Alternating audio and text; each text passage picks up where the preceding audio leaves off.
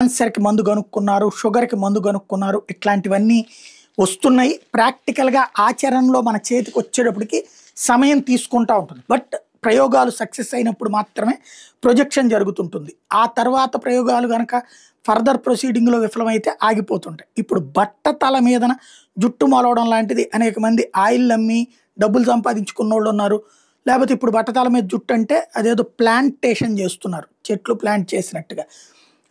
తప్పించి మొలవటం దానంతట అది అసాధ్యమైనటువంటి సిట్యుయేషన్. అయితే తైవాన్‌కి సంబంధించినటువంటి శాస్త్రవేత్తలు ఏం ప్రకటించారంటే, ఏదో హెయిర్ సిరమ్ తయారు చేశారట. ఇది 20 రోజుల్లో బట్టతల మీద జుట్టు మొలిపిస్తుందట. ప్రయోగాత్మకంగా ఇప్పటికి ఆహ్, తయారులో సక్సెస్ అయ్యారట. మనుషుల మీద ప్రయోగాలు కూడా సక్సెస్ అయినాయట ప్రాథమిక దశలో. కాపోతే సైడ్ ఎఫెక్ట్స్ ఏంటనేది చెక్ చేస్తున్నారు.